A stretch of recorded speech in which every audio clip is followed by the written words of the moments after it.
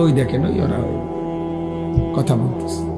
মানে কিছু ছেলে থাকে অসভ্য, যে শক্ত অসভ্য, মানে এটা একবারে শক্ত। কিছু ছেলে এত নিকৃষ্ট বেয়াদব যে তার কথা হইল আমি হুজুর জীবনেও কারো কথা শুনি না, আপনার তারা হঠাৎ করে শুনি না কি করবো? হ্যাঁ হ্যাঁ, বাস্তবতা এটা।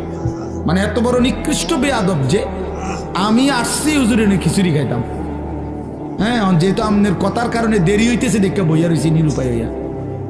কথা বুঝছেন না? মুসলমানের 10 বছরের বাচ্চাও দামি, মুসলমানের 6 বছরের বাচ্চাও দামি, মুসলমানের 60 বছরের বুড়া মানুষও দামি, মুসলমানের 1 সেকেন্ড দামি, মুসলমানের 1 মুহূর্ত দামি। আমার প্রতি মিনিটের হিসাব হয়, আমার প্রতি মুহূর্তের হিসাব হয়, আমার প্রতিটা নিঃশ্বাসের হিসাব হয়। তাহলে আমার আবার অবসর কোথায়? আমার আবার ছুটি কোথায়? আজকে আমার মাদ্রাসা বন্ধ হয়েছে, আমি লম্বা বয়ান করছি ছাত্রদেরকে, 450 ছেলে ছুটি দিছি সকালবেলা। তা আমি এটা বলছি, বাবা আমাদের কোনো ছুটি নাই, জিসকি সবক ইয়াদ হই উসকি ছুটি না মিলি।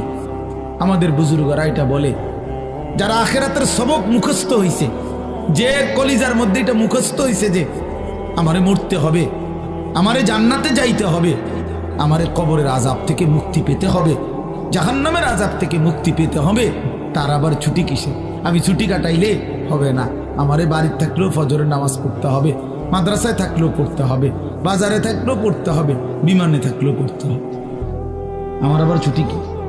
আমার কোনো শুক্রবার নাই, আমার কোনো 21শে ফেব্রুয়ারি নাই, আমার কোনো 16ই ডিসেম্বর নাই, আমার কোনো 26শে মার্চ নাই, আমার কোনো ছুটি নাই। আমার প্রতিদিনই ডিউটি, আমার নামাজ প্রতিদিনই, আমি হালাল পথে চলতে হবে প্রতিদিনই, আমার চরিত্র হেফাজত করতে হবে প্রতিদিনই, কারণ আমার কলিজার মধ্যে এটা বুঝে আইছে যে আমার আখিরাত আছে, আমার পরকাল আছে, আমাকে মরতেই হবে। অতএব জিসকি সবক ইয়াদ হই উসকি ছুটি না মিলি। যার সবক ইয়াদ হইছে, মানে আখিরাতের পড়া মুখস্থ হইছে, আখিরাত কলিজার মধ্যে ঢুকছে, তার আবার ছুটি নেই, তার ছুটি হলো নাফরমানের, যে মনে করছে আমি এখন মুক্ত স্বাধীন। আমার আব্বা যেহেতু আমার কিছু বলে না, আমি নারী দেখতে থাকি, আমার মা যেহেতু আর কিছু বলে না, আমি এখন ছবি দেখতে থাকি, আমার গ্রামবাসী কেউ আমারে ডাকে না। আহ, তোমারে কেউ ডাকে না বাবা, তোমার চুল জানোয়ারের মতো, তোমার চুল বেঈমানের মতো, তুমি পেশাব করে টয়লেটে ঢিলা কুলুক টয়লেট পেপার ব্যবহারের গুরুত্বও নাই।